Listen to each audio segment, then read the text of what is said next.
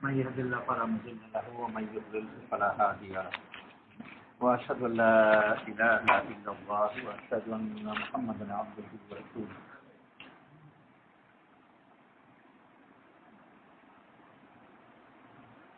فأعوذ بالله من الشيطان الرجيم بسم الله الرحمن الرحيم বন্ধ করে ভালো শব্দ করে অনেক শব্দ হয়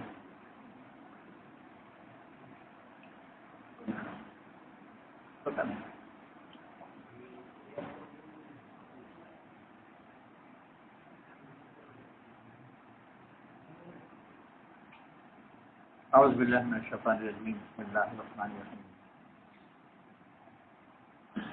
عسى أن تكرهوا شيئا وهو خير لكم عسى أن تحبوا شيئا وهو شر لكم وقال رسول الله صلى الله عليه وسلم يا أيها الناس قولوا لا إله إلا الله تفلحوا أو كما قال عليه الصلاة والسلام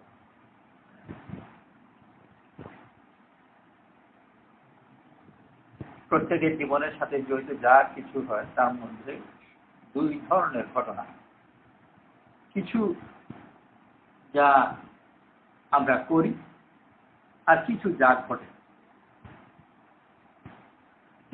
যে ঘটনার উপর আমার কোনো নিয়ন্ত্রণ নেই। ভূমিকম্প হলো যে আমি আঘাত পেতে পারি, আমার বাড়ি ভেঙে যেতে পারে, যা হইল, কিন্তু ওইটা আমি করিনি, এটা ঘটনা ঘটেছে, আমি তার সাথে জড়িত হয়েছি। আর আরেক হলো যে আমি করলাম।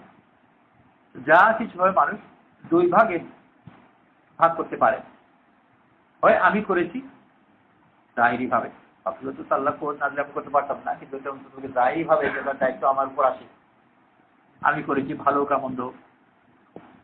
আর আরেকটা হলো যেটা আমি করিনি, একটা ঘটনা ঘটেছে যেটা আমার নিয়ন্ত্রণে নয়। যা ঘটে সেগুলো কয়েক ধরনের আছে। কিছু আছে যেটার সাথে কোনো মানুষ বা কোনো জীবজন্তু জড়িত হয়। ভূমিকম্প মানুষও করেনি, গরুও করেনি, ছাগলও করেনি, কিন্তু এটা ঘটনা ঘটছে। তো ওইসব জিনিস যেগুলোর সাথে বিশেষ করে কোনো মানুষ জড়িত নয়, এগুলো আমরা খুব সহজে মেনে নিই যে আল্লাহ করে। ভূমিকম্প কে করেছে? তো যে কোনো কেউ বলবে যে আল্লাহ হুকুমে হয়েছে, এছাড়া কি। আর যখন বলছে যে আল্লাহ হুকুমে হয়েছে, তখন সে মোটামুটি ভাবে ইয়াকিনের সাথেই বলছে, যদি হয়তো নামাজও তো করে,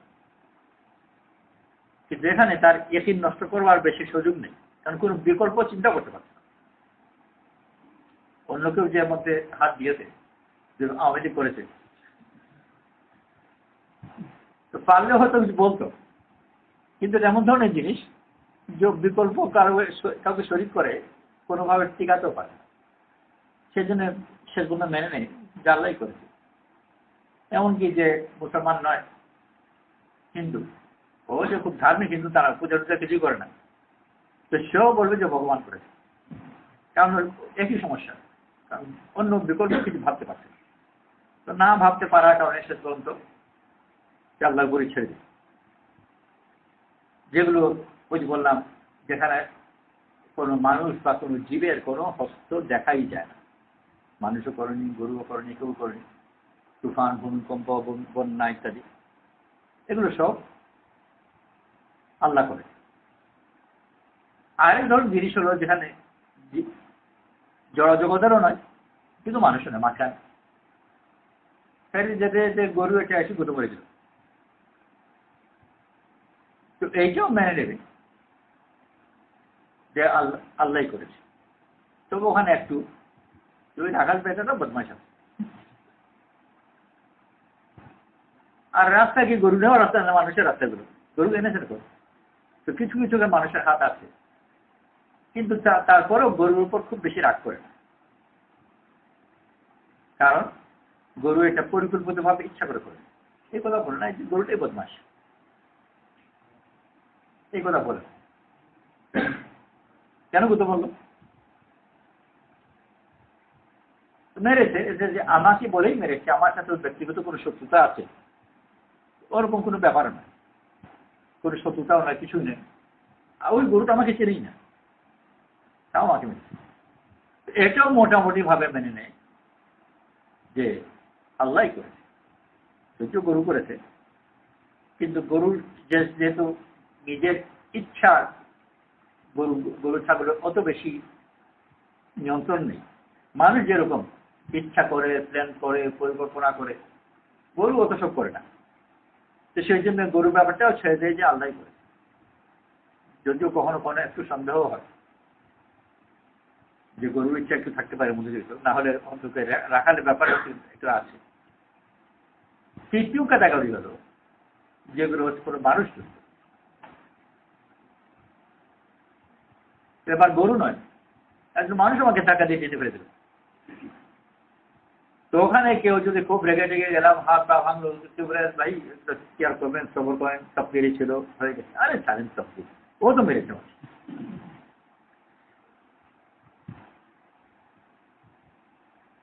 তো যতই ওকে বলা হোক যে আল্লাহ হুকুম হয়েছে, আল্লাহ হুকুমে, তো বদমাইশ। আল্লাহ হুকুম হয়েছে তা মানতে চায় না, তকদির ছিল ওটাও মানতে চায় না। পরিষ্কার দেখা যাচ্ছে একজন মানুষ মারলো, ওই যে তকদির নাই, এটার সাথে ওই এমনকি অনেক সময় মানার পরেও মানতে পারে না যে আমার কিসমত ছিল, পেঁচিয়ে দেয়। গাড়ি চালাচ্ছে, ওই আরবের ড্রাইভাররা ও গাড়ি আস্তে চালাতেই পারে, গাড়ির মালিক পোকা ড্রাইভার হতে। কোনো কোনো জায়গায় তো মরুভূমি অঞ্চলে চওড়া রাস্তা, মানে সম্পূর্ণ মাটি রাস্তা বলা যায়, কোনো কোনো জায়গায় রাস্তা দাগ দেওয়া আছে, কোনো তাও নেই, খোলা আছে, বিশাল বিশাল রাস্তা, ওখানে কেউ টক্কর নেই। এত খোলা জায়গা তাহলে কি টক্কর মারলো কখন, তাও মানে আর স্পিডে চালায়। তো ওরকম গাড়ি চালাচ্ছে খুব স্পিডে, প্যাসেঞ্জার বিচার খুব ভয় পাচ্ছে, বারবার করে বলছে আস্তে চালাও, আস্তে চালাও। তো দু তিনবার বলার পরে ড্রাইভার বলছে, আরে অত ভয় পাচ্ছে, তকদিরের মত, 1 মিনিট আগেও আসবে না, 1 মিনিট পরেও আসবে না, তোমাদের যখন মত তখনই আসবে, একটু আগেও না একটু পরেও। ওই ড্রাইভাররা যারা বেশি দ্রুত গাড়ি চালায়, এরা সব তকদিরের উপর খুব ভরসা করে। তো তকদির উপর ভরসা করে আর অ্যাক্সিলেটার চাপাতে থাকে। তখন বললো যে তোমার তকদিরের মত থাকলে আসবে, অত চিন্তা করতে পারো।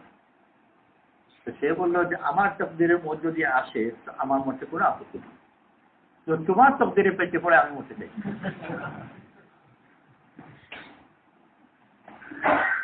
কারণ যে ঘটনা যেটা ঘটবে ওটা মরবো হয়তো, কিন্তু আসলে সেটা মত আমার তকদিরে নয়, তকদির তোমার, মরেছি আমি। কারণটা কি, মানতে পারছে না যেটা আল্লাহ করছে আর আমার তকদিরের মধ্যে আছে, ঘুরে ঘুরে মনে হয় যে মানুষই করছে।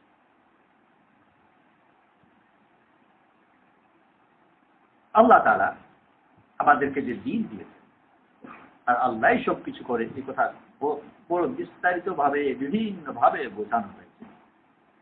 আর তকদিরের কথা এত বেশি বলা হয়েছে কোরআন শরীফে আছে, হাদিস শরীফের মাঝে আকীদার বড় একটা অংশ, গুরুত্বপূর্ণ অংশ তকদির। আল্লাহ ওয়ালাদের তকদির উপর অনেক কথা থাকে। এই সব কথাগুলোকে মূল একটা কথা মানাবার জন্য যে আল্লাহ করে। আর এত কথা বলা এই জন্য প্রয়োজন যে মানুষ মানতে চায়, ওই অংশগুলো তো মেনে, ভূমিকম্প আল্লাহ করেছিল মেনে, গরু তো মেরেছে আল্লাহ হুকুমে, তাও মেনে, কিন্তু মানুষ মেরেছে আল্লাহ হুকুমে, ওটা মানতে পারে। যদি একেবারে বদ্ধ পাগল হয়, জানা পরিচিত মশুর পাগল, সে মেরে ফেলবে, তখন বলে তখন। কারণ পাগল মানুষ আসলে মানুষের আওতার মধ্যে থাকে না, তার উপর শরীয়তের হুকুমও প্রযোজ্য। কিন্তু যা যে আকিল ব্যক্তি, বুদ্ধিসম্পন্ন, বুঝতে পারে ওর হাত দিয়ে একটা ঘটনা ঘটল আর সেটাও আল্লাহ করেছে, ওটা মানা বলেছে। যে মানতে পারে ওর জন্য সম্পূর্ণ জীবন ভিন্ন, দুনিয়া কারো উপর তার কোনো রাগ নেই। প্রিয় হোক অপ্রিয় হোক করেছো তো আল্লাহ, আল্লাহর উপর রাগ করে কোন লাভ আছে? যদি একটা কথা মানতে পারে যে আল্লাহ করেছে, তো কোনো রাগ হবে না। প্রথম কথা, কারো উপরে রাগ করবে, আর রাগ করে বেশি কিছু করাও যাবে না। দ্বিতীয় কথা হলো, যখন এই কথা মেনে নেবে যে আল্লাহ করেছে, তো এই কথা একজন সাধারণ মুমিনও মানে যে আল্লাহ তাআলা ছোটখাটো যেটুকু আমরা বলছি নোংরা ঝগড়া, বিবাদ, হিংসা, শত্রুতা, আল্লাহ তাআলা এগুলোর ঊর্ধ্বে। আল্লাহ যদি করে থাকে, তো আল্লাহ আমার মতো কোনো ছোটখাটো লোকনে যাওয়ার সাথে সে ঝগড়া করে, প্রতিবেশীর মতো বদমাইশের সাথে ঝগড়া করে, না হয় কেউ হিংসা করে ঝগড়া করে। আমার যেহেতু বড় শুদ্ধ বাড়ি আছে, গাড়ি আছে, হিংসা করে, এই জন্য আমার গাড়িটা নষ্ট করে হিংসা করে। তো এটাও যে সাধারণ মানুষ মেনে নেই যে আল্লাহ তাআলা হিংসা করে না, আর এগুলো ঝগড়া করে। তো হিংসা উপর যদি না করে, ঝগড়া যদি না করে, শত্রুতাও যদি না করে, তার শেষ পর্যন্ত বাধ্য হয়ে এই কথা মানতে হয়, তাহলে সেই জিনিসটাই খারাপ। কারণ আল্লাহ তাআলা খারাপ করবে না, দরকার কি, শত্রু নয়, হিংসা করে না। পরবর্তী দ্বিতীয় কথা যেটা মেনে নেবে স্বাভাবিকভাবেই, যদি এই কথা মানতে হবে আল্লাহ করেছে, যে এর মধ্যে আমি যে অমঙ্গল দেখছি আসলে তা নয়, আমার দেখার ভুল। আবার ওটার দিকে তাকাবে যে দেখি কিছু আছে কিনা, অন্য কিছু, তার দৃষ্টি করতে চায়। তো এই জন্যে আল্লাহওয়ালারা কোনো অবস্থায় কোনো মানুষের উপর শত্রুতা করে। নবীদের সাথে তাদের উম্মত যাদের কাছে আল্লাহ আম্বিয়া তো পাঠিয়েছে, যাদের এত মেহনত করেছে, আর তারা নবীর সাথে এত খারাপ আচরণ করেছে, প্রায় ক্ষেত্রে কিছু কিছু বিশ্বাস। কিন্তু আম্বিয়া আলাইহিস সালাতু ওয়াস সালামের পাল্টা আচরণের মোকাবেলায় দেখা যায় যে এদের বিরুদ্ধে কোনো শত্রুতা নেই, বরং দাওয়াত দিয়ে যাচ্ছেন, দোয়া করে যাচ্ছেন যে ওরা ধ্বংস। ওটাও যে নূহ আলাইহিস সালাম ধ্বংসের জন্য দোয়া করবেন, নূহ আলাইহিস সালাম ধ্বংসের জন্য যে দোয়া করবেন, এটা প্রতিশোধমূলক, এটা পরবর্তী পুরুষকে বাঁচাবাচ্ছে। ইন্নাকা ইন তাযারহুম ইউযিল্লু ইবাদাকা ওয়ালা ইয়ালিদু ইল্লা ফাজিরান কাফার। হে আল্লাহ, তুমি এদেরকে যদি ছেড়ে দাও, মানে ধ্বংস না করো, তাহলে এরা এদের পরবর্তী পুরুষকে ওরা নষ্ট করে দেবে। ইউযিল্লু ইবাদাকা, তোমার বোতাদেরকে এরা নষ্ট করে। কারণ নূহ আলাইহিস সালাম তো অল্প সময় দিনের ব্যাপার না, 950 বছর দেখে মেহনত করে কিছু কিছু তৈয়ার করলেন।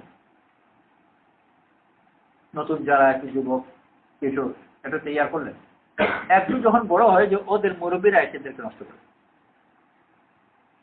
তো এই থেকে এটাও বুঝতে পারলেন যে আগেরটা থেকে এদেরকে যদি না কাটা, তাহলে এদেরকে হিদায়াত দেওয়া যাবে। তো সেই জন্য পরবর্তীদেরকে বাঁচাবার জন্য বলেন যে তাহলে আগের সব শেষ করতে হবে। আজকাল ওই যে মাছ চাষ করে, তো পুকুরকে শুকিয়ে তারপর আবার এটার মধ্যে আগুন লাগায়, অনেক সময় খড় ইত্যাদি দিয়ে আগুন লাগায়, তারপর চুল লাগায় ইত্যাদি করে, যে আগের যত পোকা টোকা যা কিছু আছে সব দিন ভালো করে নষ্ট না করলে ওই যে মাছ ছাড়বে ওই মাছকে নষ্ট করবে।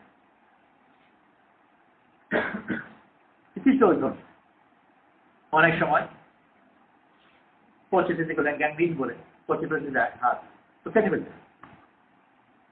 কারণ গ্যাংগ্রিন যদি কিছু রয়ে যায় তাহলে বাকি অংশ পচে যায়।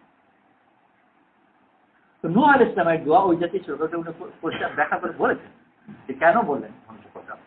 আর এই কথা উনি নিজেই পরিষ্কার ব্যাখ্যা দিলেন, কারণ যদি তুমি না করো তাহলে এরা তাদের পরেরদেরকে নষ্ট করে দেবে, আর এরা ফাজির ছাড়া এরা জন্ম দেবে।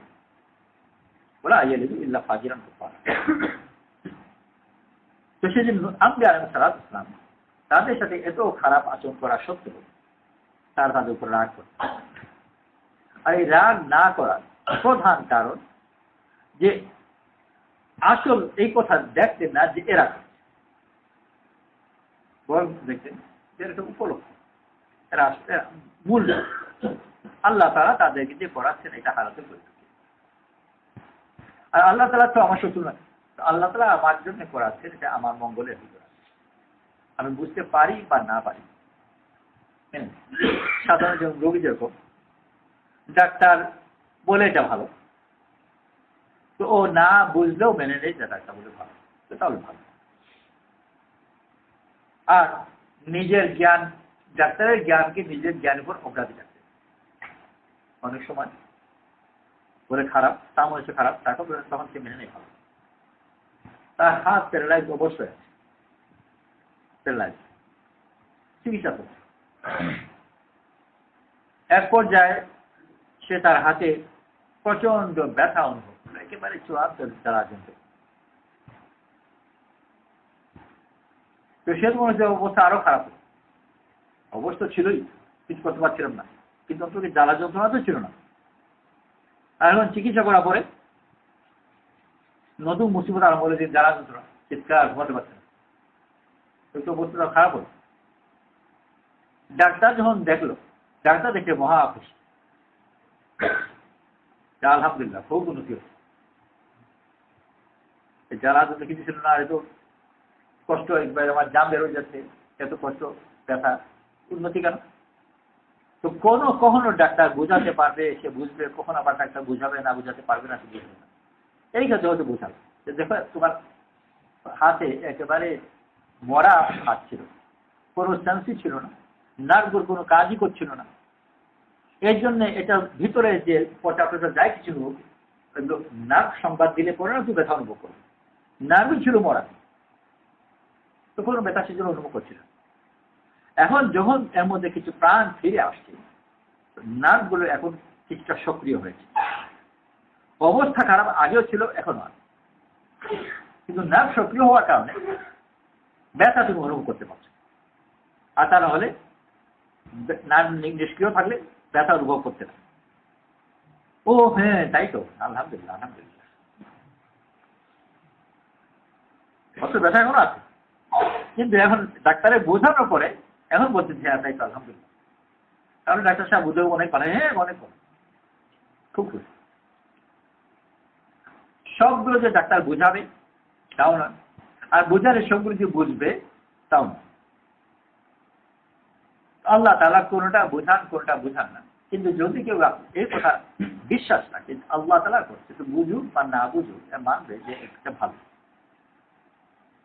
কখনো বুঝতে পারবে, কখনো বুঝতে পারবে, যদিও দেখে মানুষ করছে কিন্তু আসলে মানুষ করছে, দেখবে মানুষ করছে না, করছে দেখছি, কিন্তু আসলে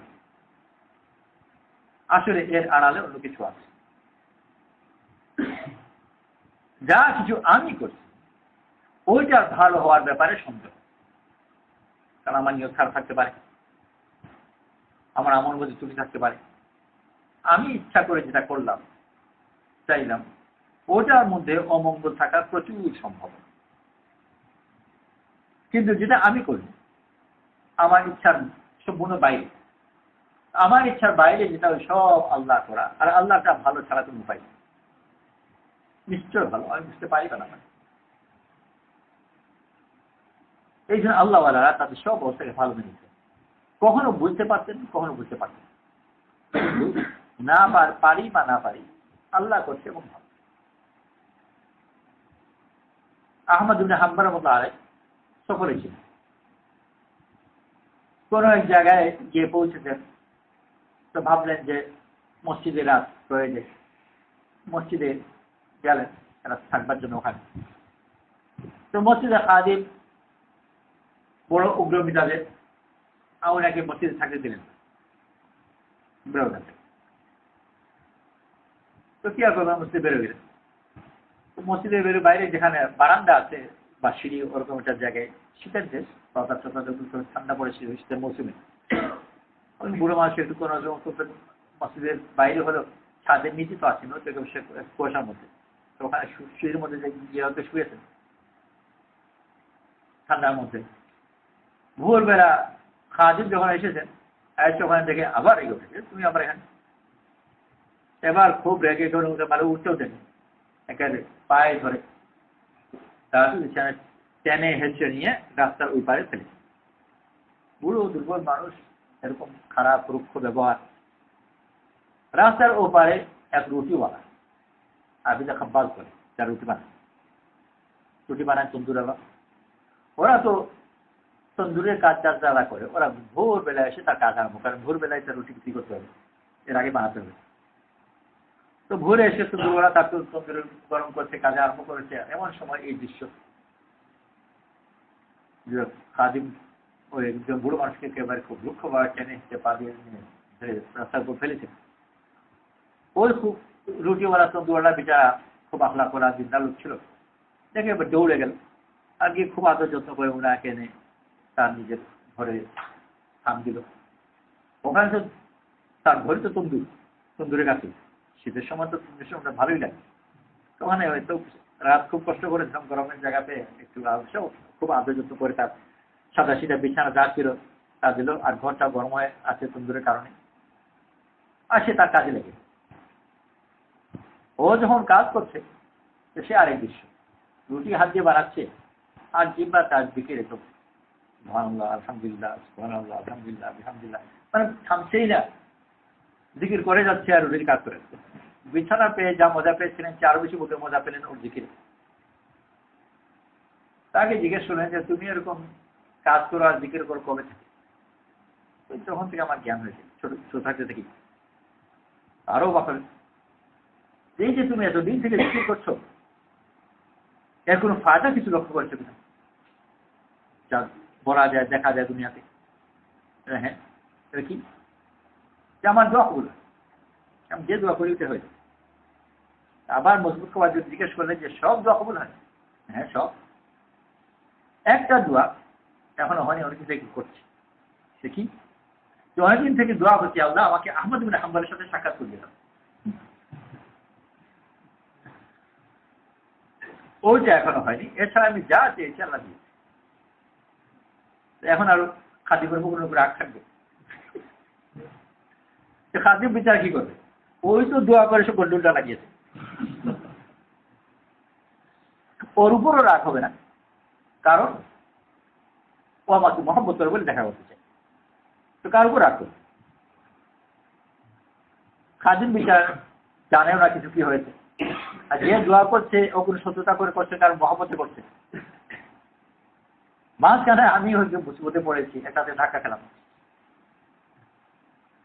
তো কখনো বোঝা যায়, কখনো বোঝা যায় না, কিন্তু আল্লাহ তাআলা করে। আর আল্লাহ যেটা করে ওটা মঙ্গলের জন্যই করে, এর মধ্যে ভালো আছে। এই আকীদা হয়ে যাওয়ার কারণে বান্দা কোন জিনিসের মধ্যে কোনো অমঙ্গল নেই। যেখানে যে কোনো অমঙ্গল হোক তো সেটা নিজের কারণে হয়েছে, অন্য কারো কোনো কারণে, সেই জন্য ইস্তেগফার করে। যে যেটা করলো অন্য ইস্তেগফার করে, দোষটা আমারই। খারাপ যদি কিছু হয় তাহলে আমি দোষী, অন্য কেউ হতে পারে। আল্লাহ ওয়ালাদের বড় একটা মিজাজ হলো যে কোনো ব্যাপারে অপ্রিয় কিছুই অন্যের কারণে হয়েছে মনে করে, বড় মনে করে যে আমার নিজের কিছু হয়েছে, মেহনত করে ভালো করে। আর যখন এই আকীদা করে যে মধ্যে মঙ্গল আছে, তখন এর মধ্যে মঙ্গল খোঁজ করে।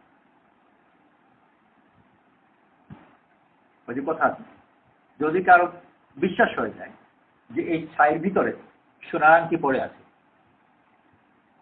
তো ছাই ঘেটে দেখবে। যদি পায় ভালো কথা, না পেলেও ছাড়বে না, আরো ভালো করবে।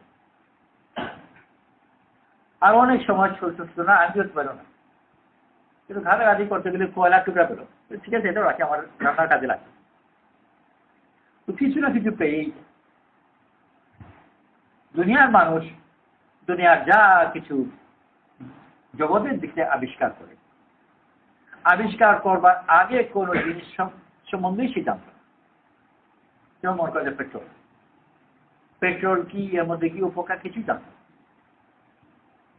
জানতো না যদি, তাহলে এগুলো কেন আবিষ্কার করলো, খুঁজ করলো কেন, ঘাটাঘাটি করলো কেন? ওদের মধ্যে যারা এগুলো আবিষ্কার করেছে আর যারা করেনি তাদের মধ্যে প্রধান পার্থক্য হলো যে আবিষ্কার যারা করেছে তাদের মধ্যে কোনো কারণে, জানা বা অজানা কোনো কারণে একটা আকীদা ঢুকেছে যে এর মধ্যে কিছু বেরোবে,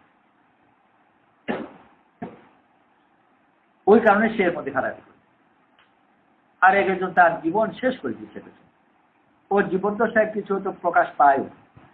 অনেক সময় দেখা যাবে যে বড় বড় আবিষ্কার কিন্তু প্রকাশ পেয়েছে মরে যাওয়ার পরে, যে আবিষ্কার করেছে সেটা জীবন শেষ করে দিয়েছে, ওটা ভালো করে প্রমাণও পায় কিন্তু বেরোচ্ছে। আর কোত্থেকে কি বেরোবে ওইটা বের করাই মুশকিল। আজকালকার দুনিয়ার চিকিৎসা জগতে অ্যান্টিবায়োটিক বড় গুরুত্বপূর্ণ জিনিস, ঘুরে ফিরে অ্যান্টিবায়োটিক। আর গ্রামের ডাক্তারদের জন্য তো আবার কেজি অ্যান্টিবায়োটিক কি করে, রোগও মরে, ডাক্তারও মরে, রোগীও সব। অ্যান্টিবায়োটিক প্রথম কোথেকে বেশ করে? মোটামুটি যত যে শেওলা টেওলা জাতীয় জিনিস, কার মাথায় গজাবে যে শেওলার ভিতরে এরকম ওষুধ আছে? কিন্তু যে কারণে হোক তার মাথায় গোটা ঢুকবে আর ঘাটতে ঘাটতে ঠিকই বেরোবে,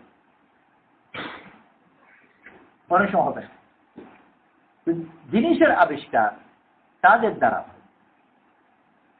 যাদের মনের মধ্যে কোনো কারণে ঢুকে যে ভিতর মূল্যবান কিছু আছে। আল্লাহ তাআলা রুহানি জগতের হাকিকত তার কাছে খাবেন, যার দিলের মধ্যে এই আকীদা ঢুকেছে এর মধ্যে মঙ্গল আছে। যখন তার দিলের মধ্যে এই কথা ঢুকে গেছে মঙ্গল আছে, ওকে জিজ্ঞেস করেছে কি মঙ্গল, বলতে পারবে না, তাই না? কিন্তু ওর বিশ্বাস কেমন ভালো। আল্লাহ তাআলা আম্বিয়া আলাইহিস সালাতু ওয়াস সালামকে পাঠিয়েছেন যেসব কথা দিয়ে, তার মধ্যে এটাও একটা বড় গুরুত্বপূর্ণ কথা যে তোমার চারপাশে তোমার সম্পূর্ণ জীবনকে ভালাই ডুবিয়ে রেখেছে, খুঁজে বের করো। এই কথাকে যে যত বেশি মানতে পারে তো প্রত্যেক জিনিসের মধ্যে সে ভালাই মঙ্গল দেয়। আর মঙ্গল দেহে সে মঙ্গল পাওয়ার আগেই ওইটা পাওয়ার আনন্দ পায়। মঙ্গল কিছু ধরনের পায়, কিন্তু যদি তার বিশ্বাস হয় যে মধ্যে মঙ্গল আছে তো তার মনে আনন্দ তখনই হয় ওইটা পাওয়ার আগে। হাদিয়া পাঠালো বাক্সের মধ্যে আবার ভালো করে মোড়াই টোড়াই দেওয়া, ফিতা দিয়ে সুন্দর করে বাঁধানো, এবং হাদিয়া পাঠিয়ে হাদিয়া নিচে নিতেই তো চেয়ারে খুশি। ও তো জানি না ভিতর কি আছে, সোনা টুকরা মাটি টুকরে এসে জানি তো খুশি কেন? হাব ভাব দেখে মনে হচ্ছে জিনিসটা ভালো, এই জন্যই খুশি। তো ঠিক যেরকম ওটা হাদিয়া কি ওটা জানবার আগেই তার কাছে ভালো লাগছে ওই ধারণা বা আকীদার কারণে যে ভালো কিছু একটা হবে। কি ভালো হবে যদি লোকে জিজ্ঞেস করে, এখন মোড়াই করেনি, জিজ্ঞেস করে যে এত খুশি কিসের, হাদিয়া পাঠিয়েছে, অমুক পাঠিয়েছে, এই জিনিসটা কি জানবেন না। এই জিনিসটা অত গোবরও হতে পারে, ওকে আমাদের গোবর পাঠাবে নাকি? তো ওর যে বিশ্বাসের জিনিসটা নিশ্চয়ই ভালো হবে, ওতেই তার আনন্দ। আর যদি খুলে দেখে ওটা জিনিস, এমন সব জিনিস প্রায় থাকে যেগুলোর তাৎক্ষণিক কোনো উপকার নেই, ভবিষ্যতে আদৌ কোনো উপকার আছে কিনা সন্দেহ। মনে করা যাক ছোট্ট একটা কাঁচের খুব দামি খুব সুন্দর ফুলদানি, তো দেখি খুশি ও বাড়িতে কোনো ফুল নেই, ভবিষ্যতে যে বাড়িতে ফুল রাখবে সেই সম্ভাবনাও কম। এই ফুলদানি থাকার কারণে ওর পরবর্তী জীবন যে 10-15 বছর পর্যন্ত কেউ পর্যবেক্ষণ করে, ভালো করে লক্ষ্য করে, তো দেখা যায় যে এই ফুলদানির দ্বারা তার কোনো উপকার নেই, ক্ষতি হয়েছে প্রচুর। প্রথম ক্ষতি এই ফুলদানি রাখার দুশ্চিন্তা, এটা যে ভেঙে না যায়। মূল্যবান জিনিসটা যত্ন করে রাখতে হবে, বাড়ির লোকের যন্ত্রণা থেকে ঝাড়ু দিয়ে রাখতে হবে। ধুলা কেন, এত সুন্দর জিনিসটার উপর ধুলা পড়ে আছে, খেয়াল করতে পারো না? তো নিজের জন্য ওদের জন্য মুসিবত। ছোট্ট বাড়ি, বাচ্চা একটু দৌড়াদৌড়ি করবে, খেলাধুলা করবে, তার জন্য আবার ফুলদানি এরিয়া নিষিদ্ধ করে দেওয়া, যদি তুমি যাবে। তো নিজের সমস্যা, বাচ্চার সমস্যা, বাচ্চা মায়ের সমস্যা, লাভ কারোই হল না। কিন্তু যেহেতু সে মনে করে একটা ভালো জিনিস, তো এই মনে করে সে খুশি, উপকার কিছুই। আর বেশিরভাগ দুনিয়ার জিনিসের দিক থেকে ওইরকম। কোনো উপকার থাকে না। ভালো জামা পাঠাও, ভালো জামাটি কবে পড়বে, কোথায়, সে আরেক সমস্যা।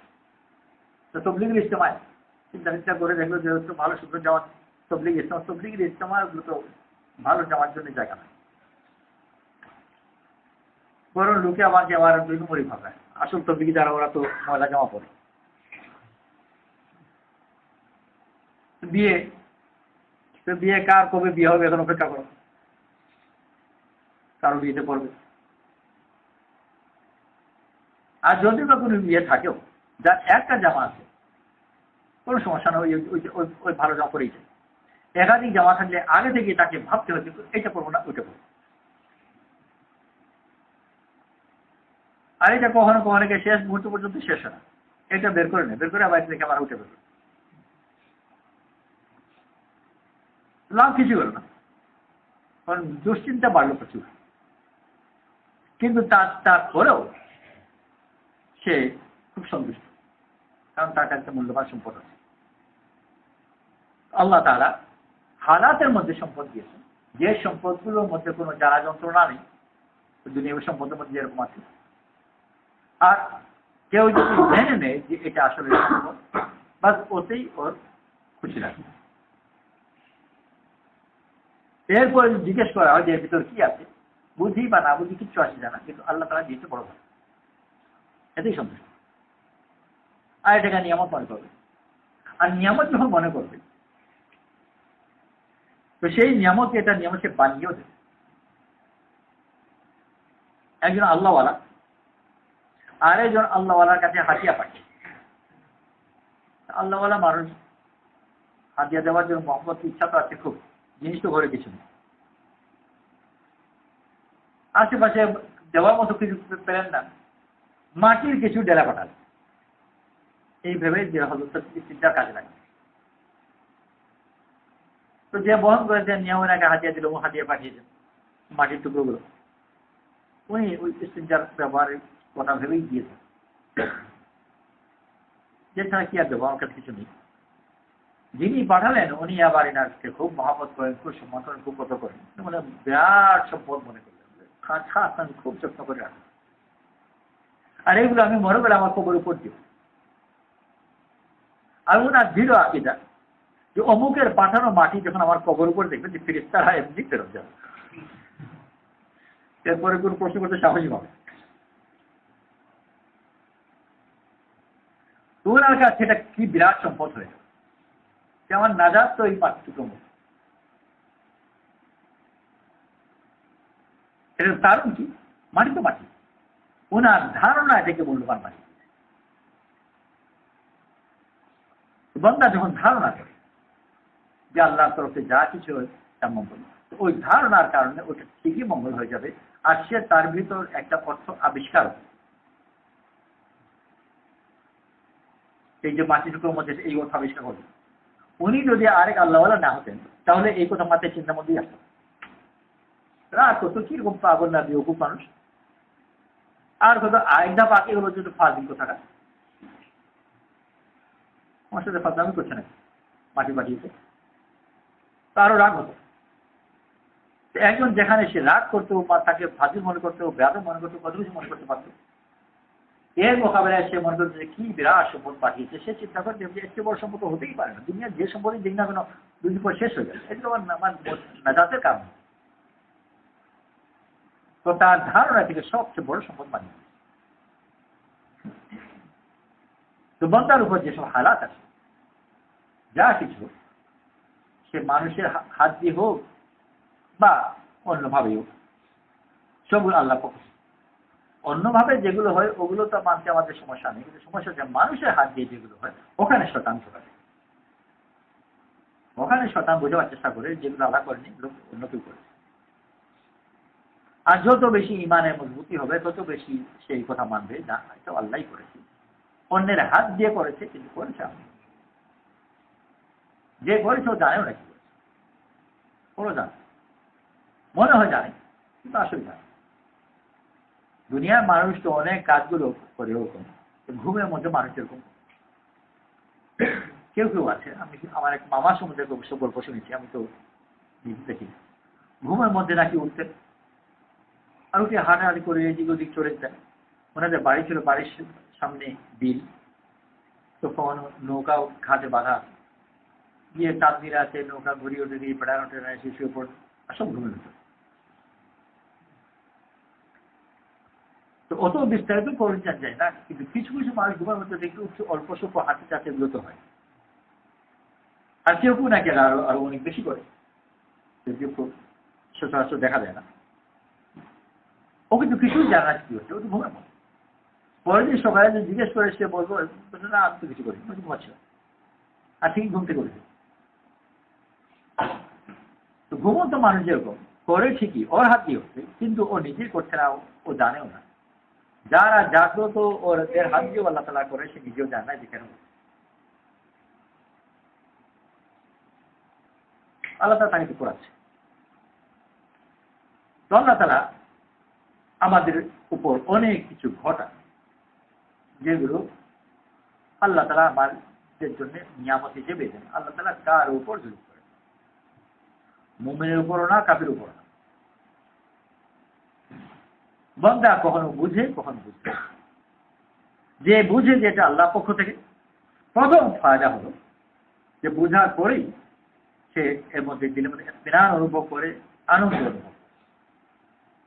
জাহিরভাবে যত অপ্রিয় হোক না, কেউ যে রোগী, তার হাতে প্রচন্ড যন্ত্রণা, এতদিন যন্ত্রণা ছিল না। যখন বুঝতে পারলো যে যন্ত্রণা মানে হচ্ছে আমার উন্নতি হচ্ছে, জ্ঞান ফিরছে, নিষ্ক্রিয় নার্ভগুলো এখন সক্রিয় হচ্ছে, তো এই যন্ত্রণা সত্ত্বেও সে আনন্দিত। শরীরের যন্ত্রণা আছে কিছু, কিন্তু মনে সে খুব আনন্দিত, আমার উন্নতি হচ্ছে। যেরকম সন্তান প্রসবের সময়, বিয়ের পরে হয়ে গেছে 12-14 বছর, বিয়ে সন্তান হয় না, কত দোয়া দরুদ কান্না কাটি। এখন সন্তান গর্ভে এসেছে, কষ্ট, প্রসবের সময় আরো বেশি কষ্ট। তো কষ্টের জায়গায় ঠিকই আছে, কিন্তু তার মনে আনন্দ তাতে কিছু কমছে না, আর কষ্টও বাড়ছে আর মনের খুশিও বাড়ছে। আর যখন প্রসবের সময় যে তার কষ্টটা একেবারে চূড়ান্ত মাত্রায়, আর তার সবচেয়ে বড় মুহূর্ত ওঠে সন্তান পাচ্ছে। তো জাহিরি কষ্ট তো হতে পারে, কিন্তু তার মনের অবস্থা, আভ্যন্তরীণ অবস্থার কারণে এর মধ্যে সে মঙ্গল দেখবে আর আল্লাহর কাছে শুকরিয়া থাকবে। তো প্রথম ফায়দা হলো যে যখনই দেখবে যে আল্লাহ পক্ষ থেকে হচ্ছে, আল্লাহ তাআলা দিলের মধ্যে ওই ইতমিনান, ওই আনন্দ ঢেলে, তখন পর্যন্ত সে বুঝুক বা না বুঝুক, যদি বলা যে কি সেটা কিন্তু দিলে না। বনী ইসরাঈলের সামনে সমুদ্র আর পেছনে ফেরাও, মহা মুসিবত। আর এই যে মুসিবত বনী ইসরাঈলকে ঘিরেছে, এই মুসিবত সবচেয়ে বেশি মুসা আলাইহিস, আর বনী ইসরাঈল বাকি যারা আছে ওদের কোনো ফাঁকে ঝুঁকে বাঁচার কিছু তাহলে চান্স আছে। সবাই খেলে কোন ফাঁক দিয়ে কেউ চলে গেছে, তো ফের আমার খুঁজে বের করবে না, কেউ কোথায় কে চলে গেছে টের পাবে না, কোন ফাঁকে দিয়ে বেঁচে গেছে। তো মুসা আলাইহিস সালামকে ছেড়ে দেবে নাকি, কোন ফাঁক দিয়ে চলে গেছে, মনে হয় তো ধরবেই। আর শুধু যে মারবে তাও না, মারবার আগে আবার কত উৎপাত করবে, কষ্ট দেবে, মারবে। তো সবচেয়ে বড় মুসিবত মুসা আলাইহিস সালামের উপরে, বাকি বনী ইসরাঈলের উপর মুসিবত যদিও, কিন্তু কম পক্ষে মুসা আলাইহিস সালামের তুলনায় তো একটু কম। ওরা সবাই পেরেশান, ইন্নানা মুগরিত নাম ধরা পড়ল। মুসা আলাইহিস সালাম কোনো পেরেশানি না, কিচ্ছু হয়নি। ইন্না মাইয়া রব্বি সাইয়াদি।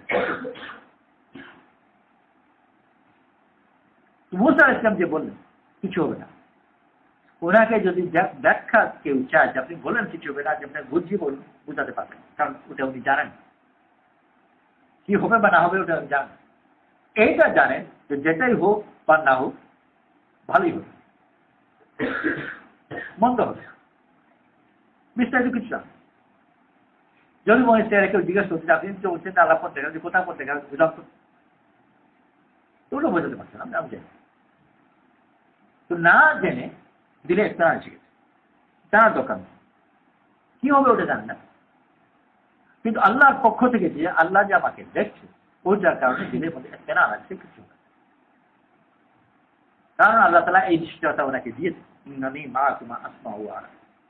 আমি তোমাদের সাথে আছি, দেখছি, শুনছি, কোনো সমস্যা নেই, দিলে আমাদের প্রাণ। বন্দা যখন এই কথা জানবে যে আল্লাহ তাআলা করছে, তার দিলের মধ্যে প্রাণ হয়ে যাবে যে এর মধ্যে ভালো আছে। এই মুহূর্তে এই ভালো আমার জন্য উপলব্ধি করা হয়তো একটু কষ্টকর, আমার জ্ঞানের স্বল্পতার কারণে পরিণতি বুঝতে পারছি না, কিন্তু আসলে ভালো। যেহেতু এটাখানে আমার নিজের কোনো ইচ্ছাও নেই, আমি চেষ্টাও করিনি, আমি এর জন্য দোয়াও করি, সেই জন্য যত বেশি নফসের খেলাফ হবে তার কাছে তত বেশি ভালো হবে মনে হবে। কারণ যেটা নফসের পক্ষে পড়ে ওখানে একটু সন্দেহ আছে যে বোধহয় আমি মনে মনে চাচ্ছিলাম, আর যেহেতু আমার চাওয়ার একটা অংশ আছে এই জন্য ওটা ভালো হওয়ার নিশ্চয়তার ব্যাপারে ওই মাত্রার সন্দেহ হয়, কারণ আমার চাওয়ার কারণে হয়তো আল্লাহ তাআলা দিয়ে দিলেন। আর যেখানে আমি চাইনি, আমার নফসের কোনো দখল নেই, ওখানে ওটার ভালো হওয়ার ব্যাপারে কোনো সন্দেহ নেই। যেখানে আমার মন চাচ্ছে ওখানে একটু সন্দেহ আছে, তো হয়তো আল্লাহ তাআলা আমাকে পুষ্পবচন দিয়ে দিয়েছে, আমি চেয়েছি বলে। কিন্তু যেখানে আমি চাইনি, আমার নফসের উল্টো, ওটা তো নিঃসন্দেহ ভালো। ভালো কি সেটা আমি কখনো বুঝতে পারবো, কখনো বুঝতে পারবো, কখনো একটা অনেক করে বুঝাবে, কখনো দুনিয়াতে বুঝতেই পারবো না। রাসূল সাল্লাল্লাহু আলাইহি ওয়াসাল্লাম দুনিয়াতে অনেক কাজ করতে বলেন, আল্লাহ তাআলা ওনাকে দুনিয়াতে কিছু দেখাবেন সেই নিশ্চয়তা দিন। ইম্মা নুরিয়ান্নাকা বা'দা আল্লাযী না'iদুহুম আও নাতাওয়াফায়ান্নাক, আমি হয় তোমাকে দেখাবো যা ওদের জন্য, অর্থাৎ কাফিরদের জন্য যারা প্রস্তুত করেছে, কাফিরদের পরাজয়, তাদের পরিণতি, তোমার জয়, এগুলো হয় আমি তোমাকে দেখাবো আর না হয় তোমাকে দেখাবো। আল্লাহর পক্ষ থেকে আজীব ওয়াদা, দেখি ওয়াদা যে হয় দেখাবো না হয় দেখাবো না, এইটা ওয়াদা করেছে।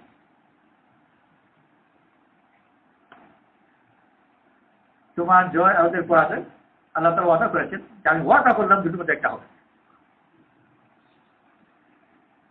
কিন্তু রাসূল সাল্লাল্লাহু আলাইহি ওয়াসাল্লাম ওই ওয়াদাতেই সন্তুষ্ট। দুনিয়া মানুষের একটা ওয়াদা হবে যে হবে না হবে না, কিন্তু রাসূল সাল্লাল্লাহু আলাইহি ওয়াসাল্লাম ওটাই সন্তুষ্ট। আল্লাহর পক্ষ থেকে ওয়াদা, সেটাই ভালো, এটা হলে ভালো, ওটা হলে ভালো। যেমন সাহাবারা যুদ্ধে যাচ্ছেন, এই নিশ্চয়তা মনের ভিতর নিয়ে যে দুই ভালোর মধ্যে একটা তো পাবো, আহাদাল হোসনাইন, দুই ভালোর একটা ভালো, হয় শহীদ হবো আর নয় গাজী হবো, আর দুটোই ভালো, মিস হওয়ার কোনো চান্সই নেই, একটা না একটা লাগবেই। তো এই ইতমিনান হবে। আমাদের কাছে তার তাৎক্ষণিক দৃষ্টিতে একটা জিনিস ভালো লাগতেও পারে, না লাগতে পারে, কিন্তু আমি যখন জানবো যে মধ্যে মঙ্গল, তো নিশ্চয়ই এর আড়ালে ভালো আছে, যদিও এই মুহূর্তে আমি দেখতে পাচ্ছি। অনেকগুলো জিনিস সাধারণ মানুষের দেখা আর জ্ঞানী মানুষের দেখার মধ্যে অনেক পার্থক্য। ওই যে বলে যে এটা ডাক্তার ডিস্টার্ব দিলাম, রোগী মনে করছে যে যারা যন্ত্রণা হচ্ছে আমার অবস্থা খারাপ হবে, আর ডাক্তার বলছে যে অবস্থা অনেক ভালো, এই যারা যন্ত্রণা আমার খুব ভালো লোক, তোমার জ্ঞান ফেরার লোক, অজ্ঞান পড়ে আছে একেবারে মরার মতো, আস্তে আস্তে করে একটু ছটফট করতে আরম্ভ করলো। ছটফট করা অনেক ক্ষেত্রে ভালো, তার মানে একটু জ্ঞান ফেরার লোক, তাহলে একেবারে ডেট কমা ছিল। তো কখনো দেখা যায়, কখনো দেখা যায়। একজন স্বপ্নে দেখলেন রাসূল করিম সাল্লাল্লাহু আলাইহি ওয়াসাল্লাম ওনার ঘরে তশরিফ এনেছেন। রাসূল সাল্লাল্লাহু আলাইহি ওয়াসাল্লামের আগমন বড় খুশি লাগবার কথা। উনি গিয়ে সম্ভবত শাহ আব্দুল আজিজ মাহমুদ গালিব আলাইহি ওই যে মারা কথা, ওনাকে গিয়ে বললেন যে আমি এক স্বপ্নে দেখলাম যে একটা সব আমার ঘরে রাসূল সাল্লাল্লাহু আলাইহি ওয়াসাল্লাম তশরিফ।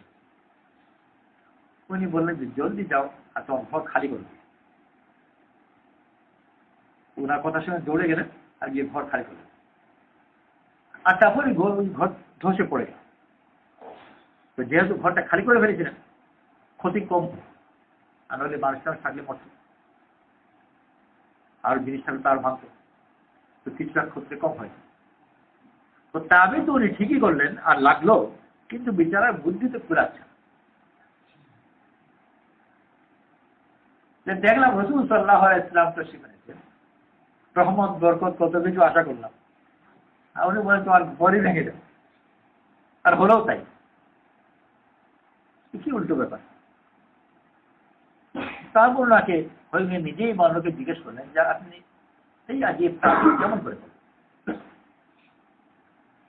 তো বললেন ওই আয়াতের দিকে আমার খেয়াল করো,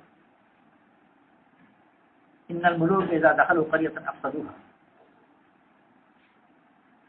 রাজারা যখন কোন জনপদে প্রবেশ করে তখন তারা ধ্বংস করে। আর রাসূল সাল্লাল্লাহু আলাইহি ওয়াসাল্লাম সবচেয়ে বড় রাজা, তো উনি এসেছেন তোমার ঘর হয়ে যাবে নাকি, ওটা ধ্বংস হবে। তো অর্থ তো মিলে গেল ঠিকই, মত দিলে তো তবে স্নান হয়, কিন্তু রাসূল সাল্লাল্লাহু আলাইহি ওয়াসাল্লাম কি ওরকম জালিম বাচ্চাদের মতো নাকি এসব ধ্বংস করবে? উনি তো রাহমাতাল লিল আলামিন। তার অর্থ রহমত আসবে ঠিকই, কিন্তু আগেরটা নষ্ট করে আসবে। আরবিতে কথা আছে, উট পালতে চাইলে দরজা বড় করতে হয়।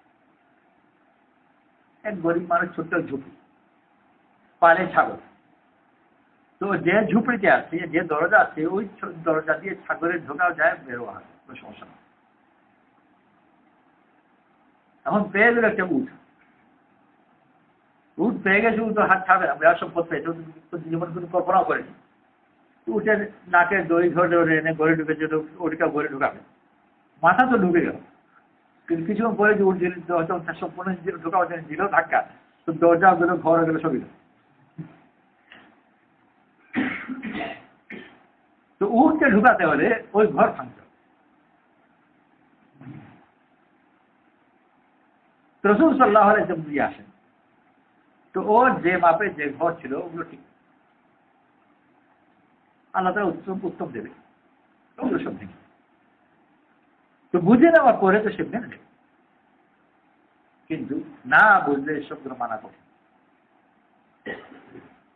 আমরা অনেক সময় বুঝি ঘটনাটা কি হলো, আর না বোঝার কারণে আমাদের কাছে কষ্ট হয়। তো যেসব জিনিস উপর আল্লাহ ওয়ালারা আলহামদুলিল্লাহ বলতেন, তাদের মাঝিগুলোর উপর পরেশান। এমনি হুকুম তো হচ্ছে যে অবস্থায় হোক না কেন আলহামদুলিল্লাহ বলো।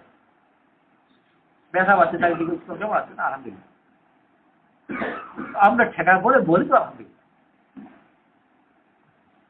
কিন্তু মনে মনে বলি যে বললাম আর কি, তাদের ব্যবহার কিন্তু তা না।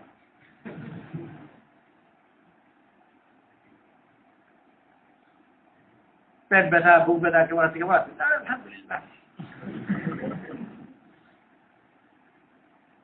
তোর অবস্থায় প্রকাশই করছে যে বলছে, তার ঠেকা পড়ে বলতে হচ্ছে, এটা যে বলতে হয়, কিন্তু এটা মোটেই আনন্দের অবস্থা, শীঘ্র অবস্থা। আল্লাহ তাআলা যে বলছেন, হুকুম দিয়েছেন আলহামদুলিল্লাহ সুন্নাতে থেকে, আল্লাহ ওয়ালা যে এটা মনের ভিতর থেকেই বলবে, ওর কথায় ওর দিলের মিল থাকে। প্রশ্ন হলো যে মিলটা হবে কেমন? আমি ব্যথা অনুভব করতে পারছি, মুখে না বললাম আলহামদুলিল্লাহ, আমি মনে মনে কেমন করে বলবো আলহামদুলিল্লাহ? বলা মুশকিল। ছেলে মারা গেছে, একজন মানুষের জন্য তার ছেলের মৃত্যুর চেয়ে বড় মুশকিল কি হতে পারে? তো সেই সময় বলবে আলহামদুলিল্লাহ, হ্যাঁ বলবে আলহামদুলিল্লাহ। আর আবু বকর সিদ্দিক রাদিয়াল্লাহু আনহু যদি হয়, আলহামদুলিল্লাহ বলবার জন্য যথেষ্ট দলিল মনের ভিতর সে পাবে। আবু বকর সিদ্দিক রাদিয়াল্লাহু আনহুকে হত্যা করেছে, উনি যখন সম্পূর্ণ হত্যার বর্ণনা দিলেন, যুদ্ধের ময়দানে ছিল, উনি কাফির ছিলেন, আর ওনার ছেলে শহীদ হয়েছেন যুদ্ধের ময়দানে। আবু বকর সিদ্দিক রাদিয়াল্লাহু আনহু আল্লাহ শুকর আদায়, সব প্রশংসা ওই আল্লাহ যিনি তোমার হাতে আমার ছেলেকে সম্মান দান করেন, আর আমার ছেলের হাতে তোমাকে লাঞ্ছিত করেন। একটা দুটো দলিল আল্লাহ তাআলা দিলের ভিতর ডাললেন, এটাদের শুকর আদায় করবেন, শুকর আদায় করছেন। দুই কাজ আল্লাহ তাআলা দিলের ভিতর ঢেলে দিয়েছেন। তো ওইটা হলে এমন বিশেষ একটা জ্ঞান, যে ইলম থাকার কারণে আড়ালের কথাগুলো তার কাছে প্রকাশ পায়। আর না হলে একজন মানুষ ওই ছেলের মৃত্যু যন্ত্রণায় কষ্ট পেতে থাকবে, এটার মধ্যে যে ছেলে কি ফায়দা, ও দেখতে কোনো প্রকাশ পাবে যে হাই আমার ছেলে মারা গেছে। আর বড় দুঃখ করে বলবে যে এই লোকটাই মানবে। এখন প্রতিশোধ দিতে পারি না পারি ভিন্ন কথা, কিন্তু এই লোকটাই মানবে। আর যে আল্লাহওয়ালা সে এর মধ্যে ফায়দা দেবে মহৎ। আল্লাহ তাআলা বড় মেহেরবানি করে আমাদের দিন দিয়েছেন যে আল্লাহর পথে বের হয়ে আমি আল্লাহর উপর ঈমানকে মজবুত করার চেষ্টা করি, যে যা কিছু হয় আল্লাহর পক্ষ থেকে। আর আল্লাহর পক্ষ থেকে যখন কথা মানবো, আল্লাহ তাআলার জাতের উপর যেরকম ইয়াকিনের দরকার, আল্লাহ সিফতের উপরে ইয়াকিন। আর আল্লাহ তাআলার সিফতের মধ্যে সিফত হচ্ছে রহমান রহিম। তো যে এইসব সিফতওয়ালা রহমান ও রহিম, ও যা কিছু দেবে ও সব কিছুর মধ্যে রহমান ও রহিম এই সিফতগুলো নিয়ে আসে। যদিও আমার কাছে এই সিফতগুলো এই মুহূর্তে প্রকাশ পাচ্ছে, কিন্তু আমি জানি আসি। আর যদি এই কথা জেনে নিই, তাহলে আমি বুঝি বা না বুঝি এর ভিতর একটা আনন্দ অনুভব করবো। যেমন বললাম যে হাজিয়ার 500 পেয়েছি খুশি, কি ভিতরে কি আছে জানি, কিন্তু যেহেতু মন বলছে যে নিশ্চয় ভালো কিছু একটা হবে, তারপর কি পেয়েই ভালো লাগছে, খুলবার আগেই ভালো লাগছে। আর খোলার পরেও যদি বলেছে যে এর উপকারিতা কি, তাও জানি। অনেকগুলো জিনিস এরকম আছে যে ও বুঝতে পারছেন জিনিসটা কি। কখনো কখনো জিনিস বিদেশি কেউ একটা পাঠিয়েছে, বিদেশিটা হাদিয়া মূল্যবান, কিন্তু সে জিজ্ঞেস করতে জিনিসটা কি, এগুলো কি করে, কি তাও বুঝতে পারছে না, কি করে তাও বুঝতে পারছে না। এরপরেও সে খুব আনন্দ আমাকে হাজির। আল্লাহ তাআলা আমাদেরকে দিন দিয়েছে, যত বেশি আল্লাহর কুদরতের উপর ইয়াকিন হবে, আল্লাহর সিফতের উপর ইয়াকিন হবে, তত বেশি আমার চারপাশে ভালাই ভালাই। ওই চাও নিয়ামতুল্লাহ তাসবিহ, আল্লাহর নিয়ামতের যদি বলতে চাও তো বলে শেষ করতে পারবে। মানুষ যেগুলোকে মুসিবত দেখে, আল্লাহ ওইসব জিনিসকে নিয়ামত দেয়, নিয়ামত করতে পেরেছে। আল্লাহ তাআলা আমাদেরকে দিনকে বোঝা তৌফিক নসিব করুন। আল্লাহ পথে বেরোবো, মেহনত করবো, যেন আল্লাহ তাআলা আমাদের ঈমান দান করেন। আর ঈমান দান যখন করবেন আল্লাহ তাআলা, তো প্রথম নিয়ামত তোমাদের আমার দুনিয়া জীবন নিয়ামতের হয়ে যাবে। হায়াত তাইয়্যিবা। কেমন করে হয়ে যাবে? আমার ওই জীবনই হয়তো আছে যেটা আগে ছিল। আগেও গরিব ছিলাম, এখনো গরিব, বা আগেও অসুস্থ ছিলাম, এখনো অসুস্থ। আগেও সমাজে আমার কোনো কদর ছিল না, এখন আমার কোনো কদর নেই। কিন্তু এই সব জিনিসকে আমি দেখতাম যে আমার সমাজ আমাকে এরকম মুসিবতের মধ্যে ফেলেছে, আর আমার খুব রাগ হতো, কিন্তু কিছু করতেও পারতাম না। আমি যে গরিব মানুষ, গরিব মানুষ, এই দেশের সমাজে বলতে আমি কি বলি, এরা সমাজ দূর করছে। আর এখন দেখছি না, সমাজ কি করেনি, করছে আল্লাহ। আর যে আল্লাহ করেছেন ওনার তো এই সিফতওয়ালা আল্লাহ। তো ওই অবস্থায় তার আভ্যন্তরীণ অবস্থা তার দৃষ্টিভঙ্গি পুরো বদলে যাবে। যেটাকে মুসিবত মনে করেছে ওটা বলে নিয়ামত মনে করে। সেই জন্য আল্লাহর পথে বের হলে আমি আল্লাহর উপর ইয়াকিন রাখি, আল্লাহ তাআলা দুনিয়াতে এই ফায়দা দেবেন যে আমার হায়াতকে আল্লাহ তাআলা হায়াতে তাইয়্যিবা মানে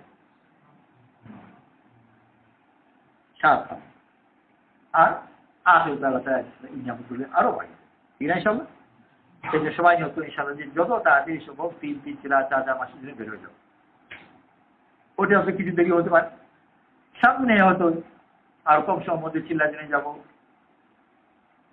আর কম সময়ের জন্য যাবো বলে ইনশাআল্লাহ কে কবে কতদিন যাবো। 3 চিল্লাটা হয়তো কিছু দূরে হতেও পারে, কিন্তু কমপক্ষে 1 চিল্লা যেন খুব বেশি দূরের না হয় বলে ইনশাআল্লাহ কে কবে দাঁড়ায় বিসমিল্লাহ করে নাম লিখেন, লিখবে কে? আচ্ছা লিখবার জন্য তোমরা আচ্ছা